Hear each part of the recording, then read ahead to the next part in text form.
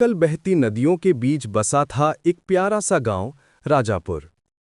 यहाँ जीवन धीरे धीरे चलता था, सूरज की किरणों और ऋतुओं की चाल के साथ। लेकिन गांव का हर कोना अपनापन और रंगों से भरा हुआ था।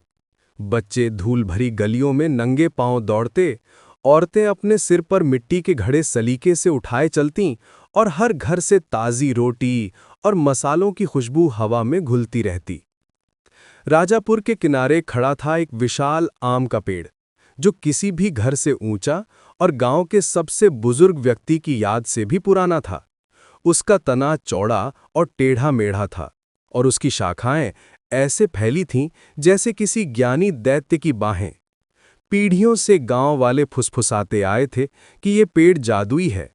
इसके आम सबसे मीठे होते, इसकी छाया सबसे ठंडी और इसकी पत्तियां जैसे कान लगाकर सुनने वालों को रहस्य सुनाती हूं। गांव में रहते थे दो अभिन्न दोस्त, राजू, एक चंचल और जिज्ञासु लड़का, और मीरा, एक समझदार लड़की जिसकी हंसी सबसे उदास दिन को भी रोशन कर देती। दोनों सुबह सुबह खेतों में दौड़ लगाते, बड़ों की मदद करते और नए रोमांचों के सपने देखते। लेकिन इस साल कुछ अजीब हुआ था। राजापुर का गौरव, वो महान आम का पेड़, एक भी फल नहीं दे पाया था।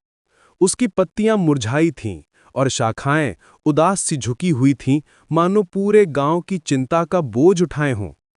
अब आमों का त्योहार नजदीक था, वो दिन जब गांव वाले आम की फसल का जश्न मनाते, गीत गाते और रंग-बिरंगे धोती साड़ियों में नाचते। मगर पेड़ के बिना त्योहार फीका पड़ जाता। गांव वाले परेशान थे। तब राजू और मीरा ने ठान लिया कि वे इस रहस्य का पता लगाएंगे। जब वे पेड़ के पास पहुंचे तो हल्की हवा पत्तियों को सरसराने लगी। उन्हें लगा मानो पेड़ जीवित हो।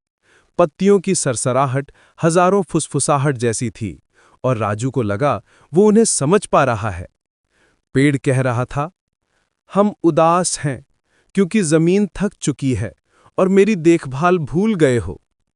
बच्चों ने चारों ओर देखा और सच्चाई समझी।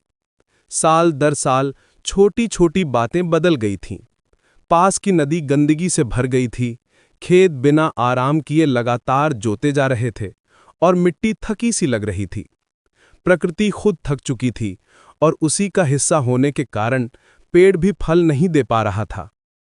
राजू और मीरा गांव की चौपाल में दौड़े और सबको बुलाकर बताया कि पेड़ दुखी है। उन्होंने कहा कि हमें जमीन, पानी और प्रकृति का ख्याल रखना होगा। कुछ लोग शक में थे, लेकिन बच्चों की सच्चाई और उनकी आंखों की चमक ने सबका दिल पिघला दिया।